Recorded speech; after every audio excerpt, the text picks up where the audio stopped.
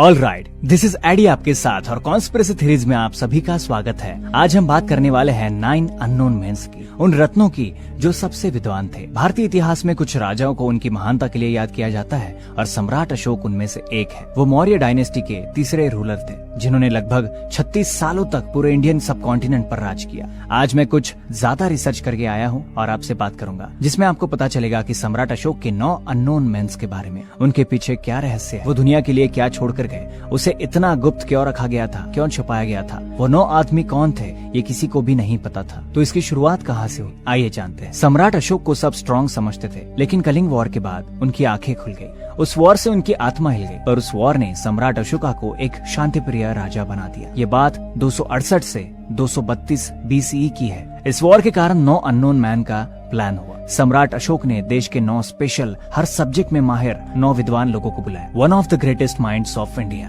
और उनका नाम छुपा कर रख दिया। इस सोसाइटी का नाम 9 अननोन मैन रख दिया।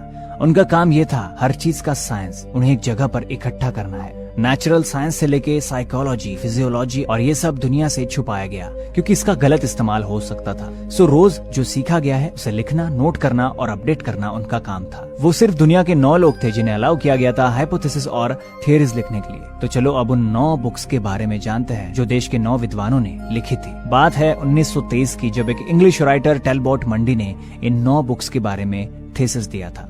Book 1, propaganda, manipulation of public and changing their point of view. The most dangerous of all sciences is molding mass opinion because it would enable anyone to govern the world. Second book है physiology पर, जो human body के working पर depend करता है। इस book से आप एक आदमी की सांसों को कैसे रोकना है ये सीख सकते हैं। एक आदमी की नर्व और पल्स एक टच से खत्म। और कहते हैं मार्शल आर्ट्स का जन्म यही से हुआ क्योंकि बुक्स लीक होने लग गई थी। तीसरी बुक बेस्ड है माइक्रोबायोलॉजी और बायोटेक्नोलॉजी पर, जिसमें वैक्सीन कैसे बनाते हैं महारोगों के लिए ये सिखाया है, और हर टाइप का डिसीज कैसे क्योर किया जाता है ये भी, पर इसका कोई प्रूफ नहीं है। चौथी बुक है एल्केमी और ट्रांसम्यूटेशन ऑफ मैटर की, जिसमें धातु, एलिमेंट्स, एटम से रिलेटेड केमिस्ट्री थी।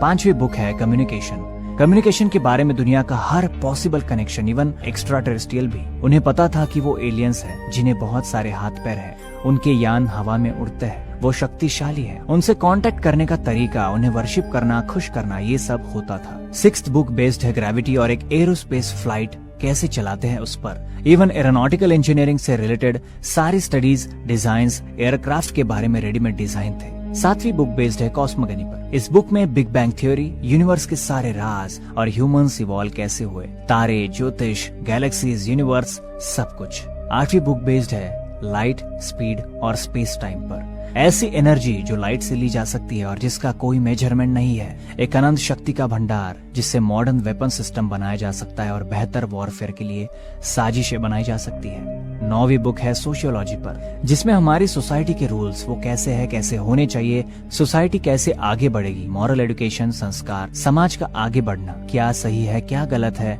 और पूरा होम साइंस जिससे हर झगड़ा सुलझ जाए। क्या लगता है आपको, क्या ये सब सच में था या कोई फैक्ट और फिक्शन है? इससे हमें क्या समझ में आया? कुछ भी नहीं। ऐसा कोई एविडेंस और ऐसा कुछ अवेलेबल नहीं है जिससे पता चले कि ये बुक सच में थी, पर उसका ऐसा प्रूफ भी नहीं है कि ये बुक्स कभी बनी ही नहीं। बस ये कुछ ऐसी स्टोरीज है जो हमारे एक्साइटमेंट को बढ़ाती है। This is just a work of fiction. See you next time with a new video. Good bye.